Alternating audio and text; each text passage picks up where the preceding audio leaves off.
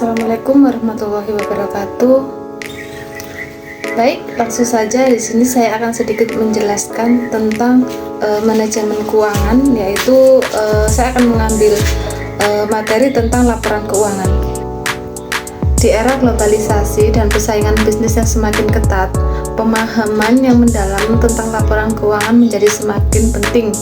Laporan keuangan yang transparan dan akurat dapat menjadi pembeda yang signifikan bagi entitas dalam penarikan investor, memperoleh akses ke modal, serta mempertahankan kepercayaan diri para pemangku kepentingan. Oleh karena itu, pemahaman yang komprehensif tentang konsep, struktur, serta analisis laporan keuangan menjadi krusial bagi setiap bisnis.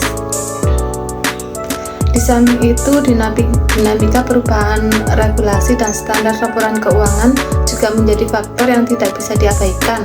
Perkembangan teknologi informasi turut mempengaruhi cara penyusunan dan penyajian sebuah laporan keuangan tersebut. Sementara tuntutan akan transparansi dan akuntabilitas semakin meningkat dari waktu ke waktu.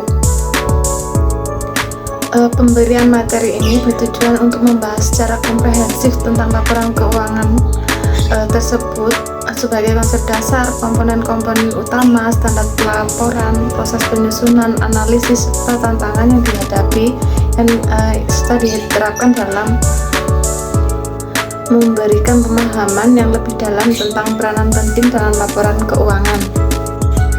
Adapun rumusan masalah dari materi ini yaitu yang pertama, pengertian laporan keuangan, tujuan laporan keuangan, jenis-jenis laporan keuangan, komponen laporan keuangan, serta siapa saja yang berkepentingan dengan laporan keuangan.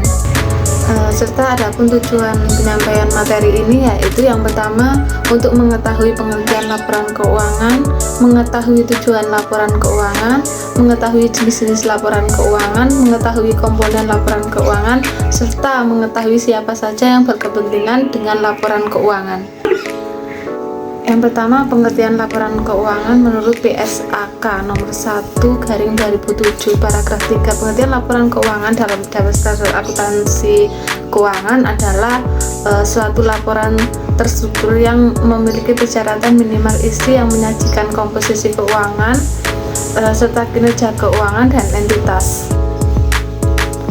Laporan keuangan menyajikan kondisi finansial suatu perusahaan dalam periode tertentu.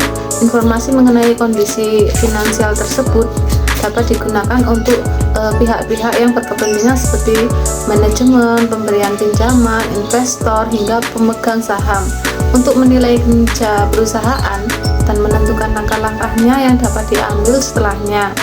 Laporan keuangan juga menunjukkan hasil pertanggungjawaban manajemen atas penggunaan sumber daya yang dipercayakan kepada mereka. Untuk selanjutnya, tujuan dari laporan keuangan itu sendiri menurut Code 2000, laporan keuangan bertujuan untuk yang pertama, menilai kinerja, menilai kualitas manajemen, mengestimasi proyek di masa mendatang, menilai kekuatan dan stabilitas keuangan, menilai kesanggupan melunasi hutang, menilai tentang likuiditas, menilai risiko dan ketidakpastian, membuat perbandingan serta pengambilan keputusan. Selanjutnya, jenis-jenis laporan keuangan itu sendiri. Yang pertama, laporan posisi keuangan pada akhir periode. Yang kedua, laporan laba rugi dan penghasilan komprehensif lain selama periode. Yang ketiga, laporan perubahan ekuitas selama periode. Yang keempat, laporan arus kas selama periode. Yang kelima, catatan atas laporan keuangan. Dan yang terakhir, laporan posisi keuangan pada awal periode. Adapun komponen dari laporan keuangan itu sendiri, yang pertama, neraca adalah merupakan laporan yang menunjukkan posisi keuangan perusahaan pada tanggal tertentu. Penyusunan komponen di dalam neraca didasarkan pada tingkat likuiditas dan jatuh tempo. Yang kedua, laporan laba rugi yang merupakan laporan keuangan yang menggambarkan hasil usaha perusahaan dalam sebuah periode tertentu. Dalam laporan ini tergambarkan jumlah pendapatan, dan sumber-sumber pendapatan yang diperoleh, jumlah biaya, dan jenis biaya yang dikeluarkan. Kemudian terdapat selisih yang disebut laba atau rugi.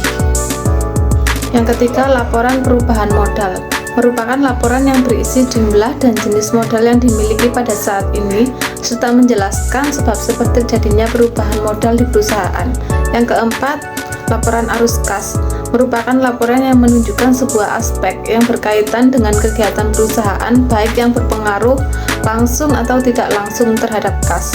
Yang terakhir, laporan catatan atas laporan keuangan merupakan laporan yang memberikan informasi apabila ada laporan keuangan yang memerlukan penjelasan tertentu. Di sini siapa saja yang berkepentingan dalam laporan keuangan? Yang pertama yaitu pihak internal, meliputi manajemen, pemilik perusahaan.